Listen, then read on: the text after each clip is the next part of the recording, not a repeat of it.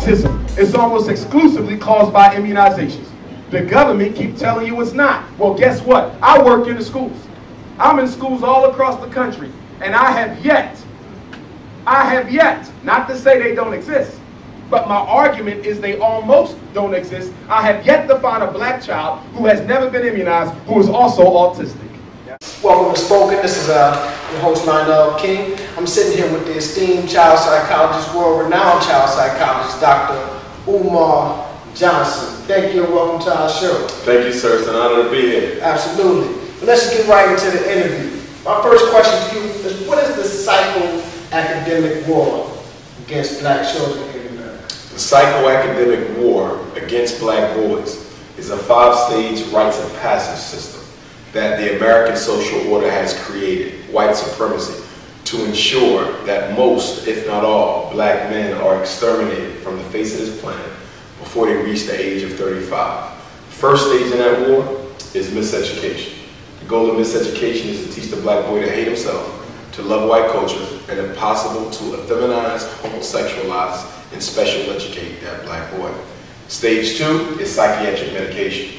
When a black boy doesn't acquiesce to the mistreatment that he receives by a predominantly white middle-class teaching staff, he's then referred for an ADHD evaluation, conduct disorder evaluation, or opposition defiant disorder evaluation, which ultimately leads to a medical prescription for a drug which is nothing more than a derivative of the same street drugs that probably sent his father to jail.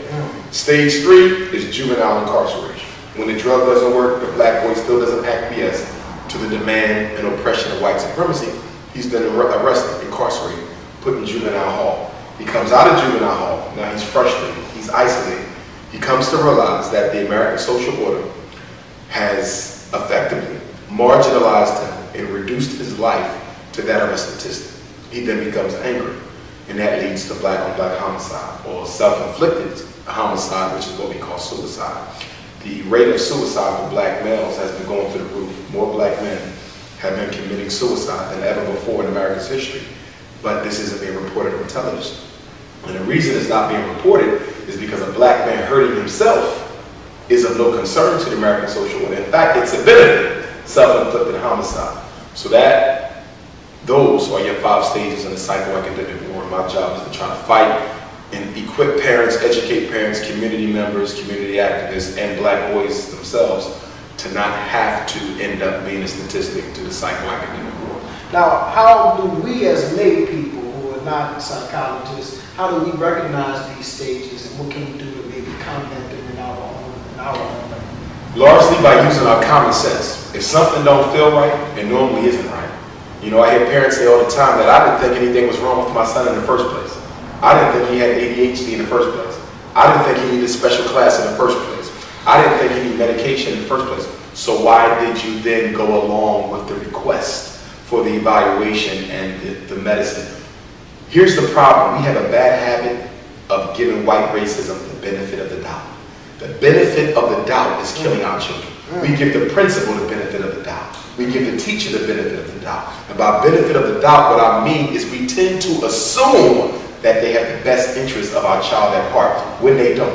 You cannot assume that a white female teacher has the best interest of a black boy at heart. You have no historical basis for such an assumption. In fact, the history shows quite the opposite, that you should automatically be on guard, be alarmed by the fact that this woman wants you to do something special to your son that isn't being done to her own son. So we have to stop giving them the benefit of the doubt, because the benefit of the doubt, our trust in white people, is killing black boys. Okay, I listened to a few of your lectures and you mentioned ADHD, yes, and NOS. In yes, particular, that one truly disturbed you. Can you explain to the viewers what NOS is? Definitely. In the Diagnostic and Statistical Manual of Mental Disorders, the Bible from where all psychologists get our diagnoses, you have over 400 different clinical classifications, or what they call mental disorders. ADHD is one of the childhood mental disorders, attention deficit hyperactivity disorder, which is allegedly a child who presents with a level of inattention and hyperactivity that supersedes what normal children should be doing. So their degree of hyperactivity and inattention is out of the average for the age group.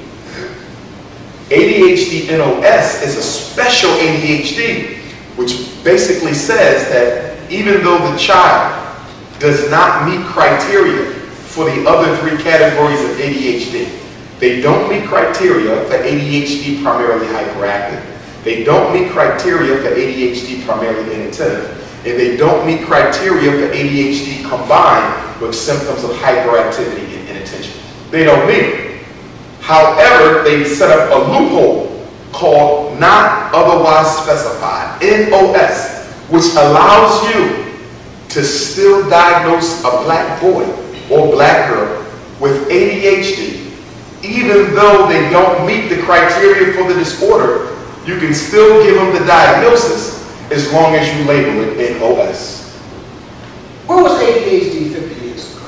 ADHD 50 years ago really didn't exist. Okay. The ADHD diagnosis is largely a product of the post-civil rights era. It developed and was used as a strategy to put black boys on drugs that white female teachers didn't want to deal with. Prior to being called ADHD, there was another medical term that escapes me at the time that the disorder was labeled as. It became ADHD, I believe, in the 70s and in the early 80s. But the interesting thing about ADHD and the diagnosis is the only purpose for giving the diagnosis is to drug the child.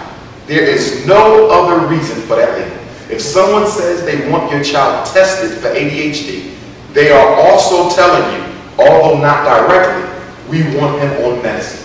So if you don't believe in medicine, you shouldn't be getting your child tested. So there are no cognitive behavioral therapies that can address ADHD other than that? Here's the thing. We know that through behavior therapy, you can change any problem that's really a problem.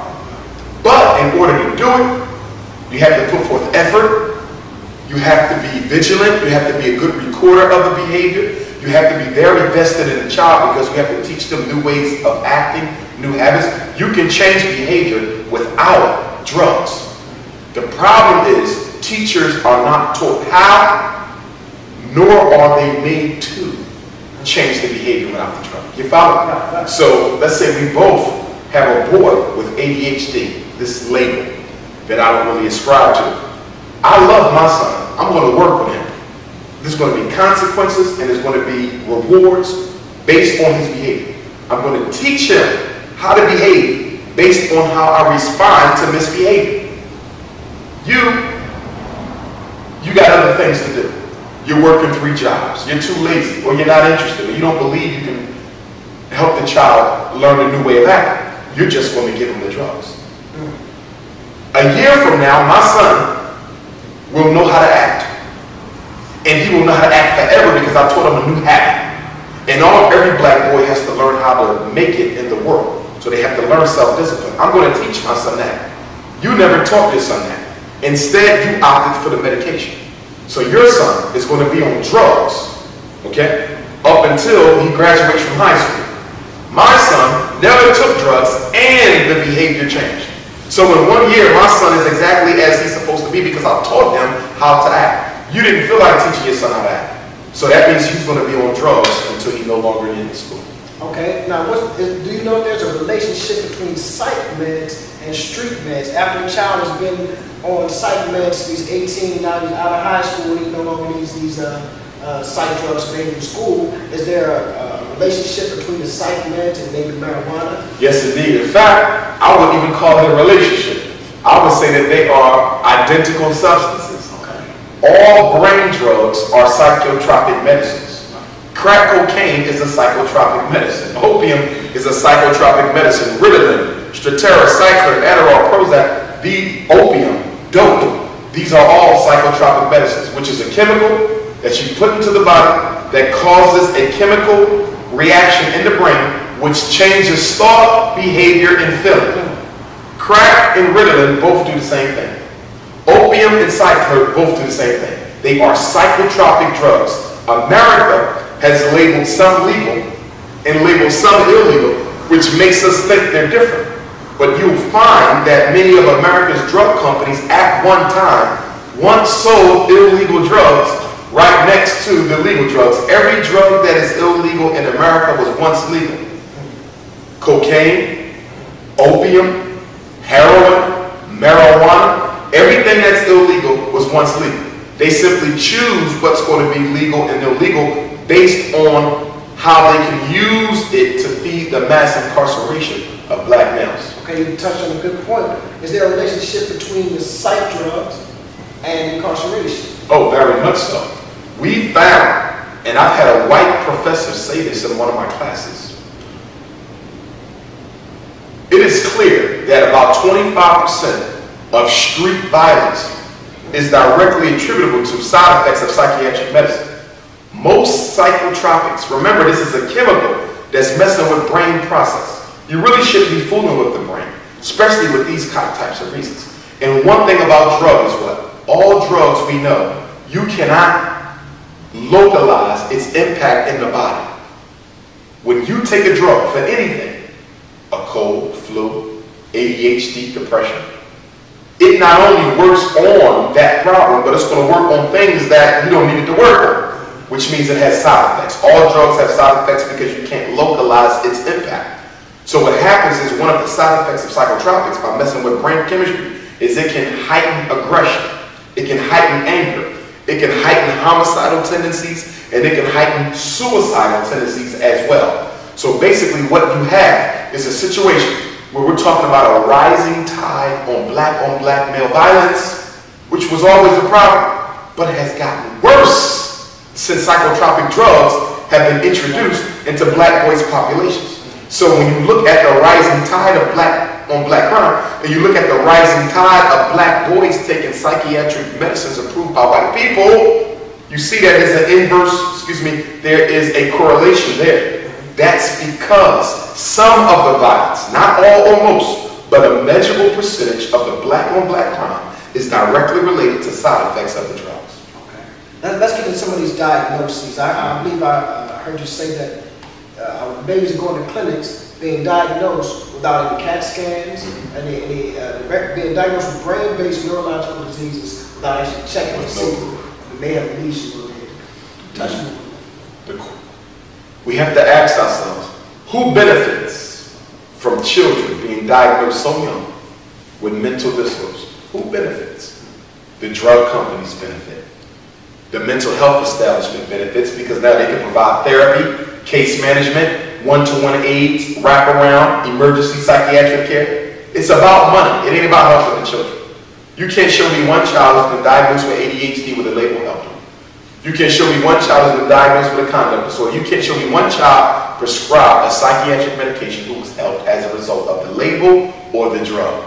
There's no benefit to it. It's all being done as an economic racket, psychoeconomic exploitation. That's all this is. The interesting thing is they say that ADHD is neurological. So you should have brain evidence under a microscope, CAT scan, X-ray, MRI, that shows there's something wrong with that brain vis-a-vis other brains. But children are not being diagnosed by the neurologist. They're not being diagnosed with an X-ray. There's no objective medical data that proves they have the ADHD. They are being diagnosed because the white teacher is complaining. Period. You take your son to the clinic, you say, Mr. Johnson at the school think he got ADHD. Okay, bring your son in here, have him sit down. I ask him a few questions. In 10 minutes. In 10 minutes, you're walking out with a paper saying your son got ADHD. The only way you can effectively diagnose ADHD is to watch him in the classroom and see whether or not his behavior is out of the norm compared to the other kids in the class. If I'm a psychologist at a clinic, what can I do with your son in the clinic that's going to show me he has ADHD? I have to observe them when the behavior is being reported. But there's no psychologist leaving the clinic, going to the classroom to watch your son with their own eyes to see whether or not the teacher is correct in her estimations. The diagnosis is being made exclusively off the fact that the white teacher complained. You see that? And nobody's talking about this. To me, the over-diagnosing of black boys and the over-medicalization of black boys has to be the greatest human rights, forget civil rights, the greatest human rights issue in the world today. Our boys are literally being victims of a psychosurgical program that's turning them into baby guinea pigs. Wow. 21st century Frankensteins, right under the black community's eye, and we're not doing anything about it. It is child neglect on behalf of the black community. It is eugenics on behalf of the American social order.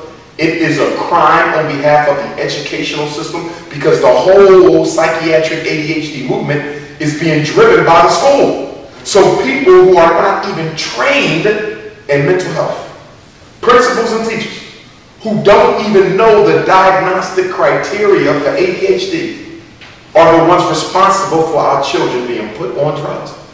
Isn't it amazing that somebody who's not even trained in the field can be responsible for having you diagnosed or put on drugs about something they know nothing